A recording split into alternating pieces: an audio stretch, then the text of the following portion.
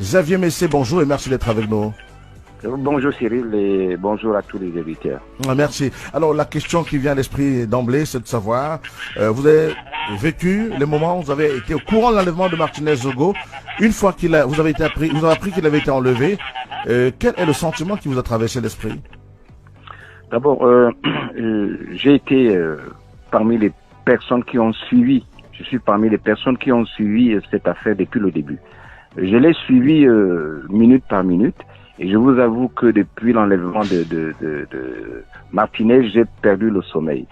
Et j'ai mis en place un dispositif de sorte que je sois systématiquement informé, que ce soit par des recherches et par des personnes qui étaient des voisines de Martinez. C'est ainsi que j'ai été parmi les toutes premières personnes à être informées, n'est-ce pas, de son assassinat. Mais je n'avais pas le pouvoir, je n'avais pas le droit d'informer les personnalités. Il fallait laisser ce travail qu'il soit fait par les personnes indiquées, c'est-à-dire les responsables de la sécurité ou de la justice. Mais j'étais informé depuis mercredi matin, très tôt, vers 5 heures, j'étais informé. Vraiment, c'était de la douleur pour moi parce que c'est quelqu'un que je connaissais très bien. Donc, il a été enlevé mardi soir. Oui. Et il a été assassiné le même soir.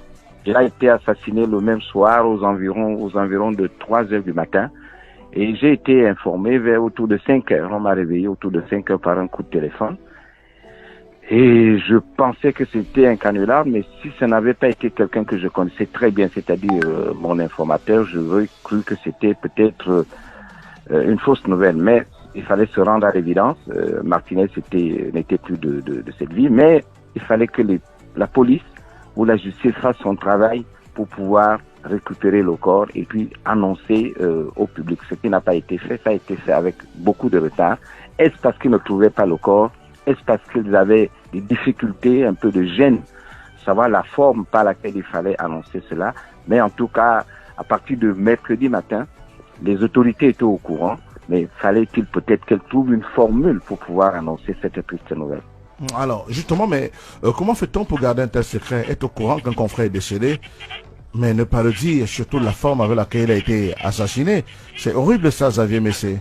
Ben écoutez, c'est pas facile, hein. C'est pas facile pour les autorités du Cameroun qui n'ont pas l'habitude, qui n'ont pas la culture d'une information rapide pour des cas de ce genre. Ils n'ont pas cette culture-là. Alors donc, il fallait à la fois que le politique soit informé, que la justice soit informée et que les policiers, n'est-ce pas, puissent prendre des dispositions. Donc pour cela, s'ils avaient enlevé le corps aussitôt, n'est-ce pas, ils auraient été embarrassés. Donc il fallait laisser, mais le corps était, le lieu était identifié, le lieu était localisé, donc personne ne pouvait prendre le risque d'aller l'enlever. Et si on l'enlevait aussitôt, hein, n'est-ce pas, ils auraient eu la difficulté à trouver la forme par laquelle il fallait annoncer.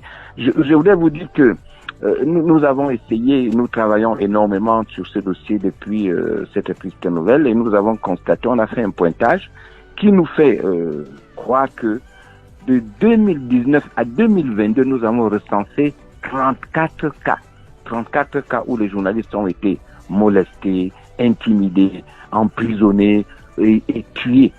Mais cela fait un record en Afrique, même quand on n'en annonce pas beaucoup.